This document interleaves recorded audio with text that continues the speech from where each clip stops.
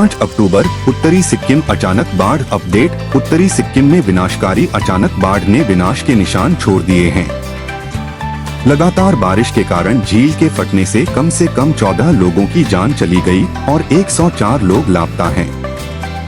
सिक्किम राज्य आपदा प्रबंधन प्राधिकरण SSDMA ने बुधवार तड़के आई आपदा के बाद से 2011 लोगों के सफल बचाव की सूचना दी है। बचाव प्रयास फिलहाल जारी हैं। प्रधानमंत्री नरेंद्र मोदी ने बुधवार रात स्थिति का आकलन करने के बाद मुख्यमंत्री को पूर्ण समर्थन की पेशकश की। विशेष रूप से लापता लोगों में सेना के 22 जवान भी शामिल हैं। हालांकि एक भाग्यशाली था जिसे बुधवार रात को बचा लिया गया। इस आपदा के दूरगामी परिणाम हुए हैं, जिससे 20,000 से अधिक लोग प्रभावित हुए हैं और 3,000 से अधिक पर्यटक संभावित रूप से राज्य के विभिन्न हिस्सों में फंसे हुए हैं। इसके अतिरिक्त चुंगथांग में तीस्ता स्टेज 3 बांध में कार्यरत लगभग 12 से 14 कर्मचारी अभी भी बांध की सुरंगों में फंसे हुए हैं। यह विनाशकारी घटना तब शुरू हुई जब राज्य के उत्तर पश्चिम में 17,000 फीट की ऊंचाई पर स्थित एक हिमनद झील लगातार बारिश के कारण फट गई। इसके परिणामस्वरूप पानी नीचे की ओर छोड़ा गया, जिससे तीस्ता नदी के जल स्तर में उल्लेखनीय वृद्धि हुई। SSMA के अनुसार इसके परिणामस्वरूप 4 अक्टूबर को मंगन, गंगटोक, पाक्योंग और नामची सहित कई जिले जलमग्न हो गए। चुंगथांग बांध से पानी छोड़े जाने से बाढ़ की स्थिति और खराब हो गई। हालांकि केंद्रीय जल आयोग CWC ने सुझाव दिया कि झील का फटना मंगलवार को नेपाल में आए भूकंप से प्रभावित हो सकता है। यह दुखद घटना सिक्किम में हिमनद झील विस्फोट बाढ़ GLOA की संभावना के बारे में पिछले 2 दशकों में सरकारी एजेंसियों और अनुसंधान अध्ययनों द्वारा जारी की गई आवर्ती चेतावनियों पर प्रकाश डालती है, जिसके परिणामस्वरूप जीवन और संपत्ति को व्यापक नुकसान हो सकता है। GLOA तब होता है जब ग्लेशियरों के पिघलने से बनी झीलें अचानक टूट जाती हैं, जो अक्सर अत्यधिक जल संचय या भूकंपीय गतिविधि जैसे कारकों के कारण होती है।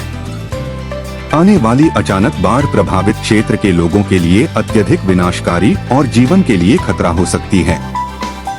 गुरुवार सुबह तक कांग्रेस अध्यक्ष मल्लिकार्जुन खड़गे ने हिमाचल प्रदेश और सिक्किम में बाढ़ को राष्ट्रीय आपदा घोषित करने का आह्वान किया।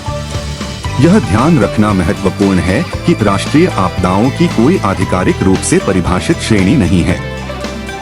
इसके बजाय ऐसी आपदाएं 2005 के आपदा प्रबंधन अधिनियम के दायरे में आती हैं, जो आपदा को समुदाय की मुकाबला करने की क्षमता से परे एक महत्वपूर्ण घटना के रूप में परिभाषित करता है, जिसके परिणामस्वरूप जीवन की पर्याप्त हानि, संपत्ति की क्षति या पर्यावरणीय गिरावट होती है।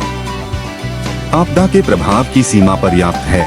20,000 से अधिक लोग प्रभावित हुए, 3,000 से अधिक पर्यटक संभावित रूप से फंसे हुए हैं और चुंगथांग में तीस्ता चरण 3 बांध की सुरंगों में कई व्यक्ति फंसे हुए हैं। इसरो की उपग्रह इमेजरी से पता चला कि आपदा के स्रोत दक्षिण लोनाक झील के आकार में नाटकीय कमी आई है। अपने नवीनतम बुलेटिन में सिक्किम राज्य आपदा प्रबंधन प्राधिकरण ने पुष्टि की कि अचानक आई बाढ़ के बाद 14 लोगों की जान चली गई है और 102 लोग लापता हैं। बचाव अभियान अब तक 2011 लोगों को बचाने में कामयाब रहा है। राज्य सरकार ने आश्रय और सहायता प्रदान करने के लिए प्रभावित जिलों में 26 राहत शिविर स्थापित किए हैं।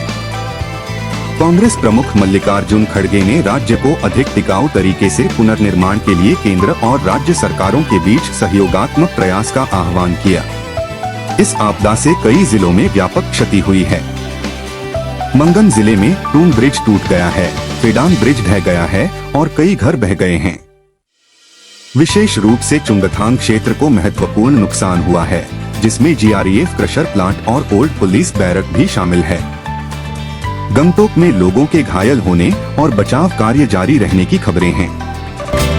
नामची जिले में LD गाजी ब्रिज और इंद्रेनी ब्रिज बह गए हैं, जिससे राहत शिविर स्थापित करने की आवश्यकता पड़ी है।